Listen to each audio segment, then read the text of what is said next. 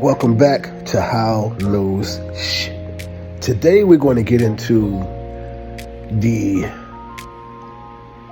thought and analogy of people been thinking about BET being black owned.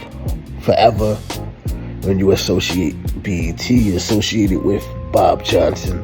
He started BET, the first black music television network that came in at a time when it was just MTV and VH1. So let's break it down a little bit. I saw an interview that Bob Johnson did with the legendary Donnie Simpson.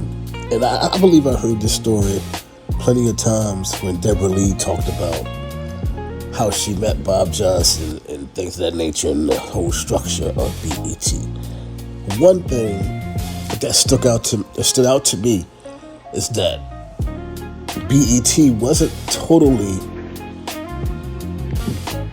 black owned in the beginning. That's been the myth all these years. Yes, Bob Johnson was black, but from my understanding, he broke down in the interview that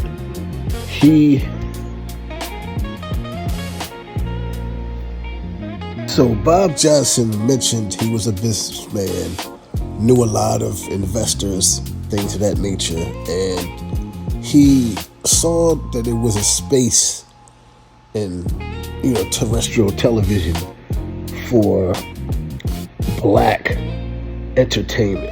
Now, originally he said he knew an investor. When he was thinking of the idea of BET, he knew a guy, a friend of his, a business investor, gave him the seed money to start BET, and he told him, all I need is $500,000 to $700,000. But when he said that, the investor didn't know is that Bob Johnson didn't know anything about running a business. That's exactly what he said. And he said, his whole plan in the beginning was to take some of the best radio personalities that was popping from the Washington area and put them on television and create video shows. That was the plan from the beginning. But he said he didn't know nothing about, trying to get the advertising dollars, how to run a television network, and had a bare minimum budget of bringing people in to run the television network. He said most of the people that he brought in the beginning wasn't even getting paid. He let Donnie Simpson, who he recruited earlier, know that he wasn't going to get paid. He can't give him what he was making at the radio station. But Donnie Simpson took it as an opportunity to advance his portfolio, and he came on and did it anyway because it was an opportunity to expand his brand into television. So after a while, it started to work. It started gaining momentum. It got on air in a few markets in the beginning, and then it transitioned to all of the 50 states through a carrier distribution portal that markets television stations. And after a while, they built the headquarters. And Washington was pretty much the headquarters for BET in the beginning. To say this, a lot of people get confused of why at some point Bob Johnson ended up selling BET to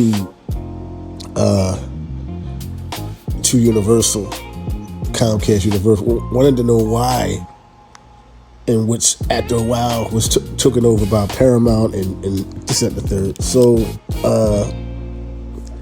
everything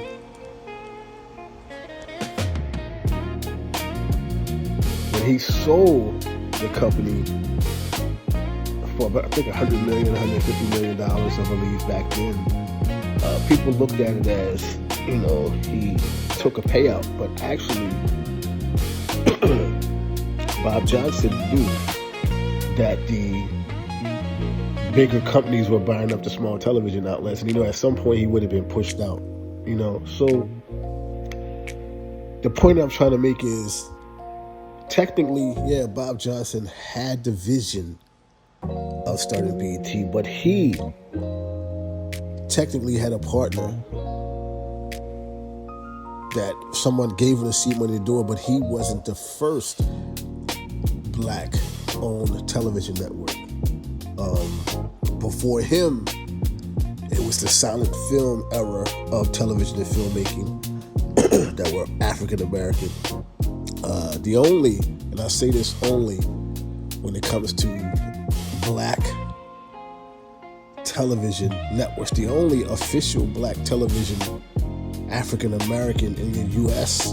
is Byron Allen.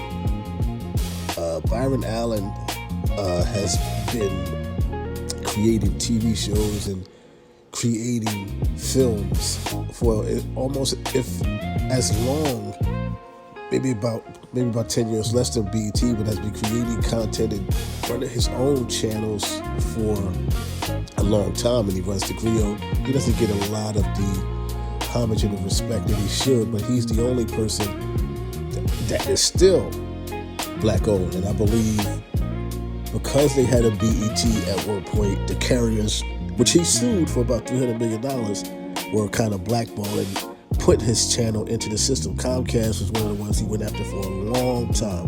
But just to say this,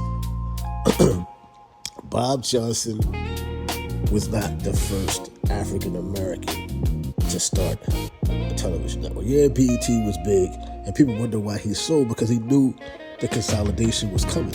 He didn't have a choice. The partner that seed money was part of the bigger corporation.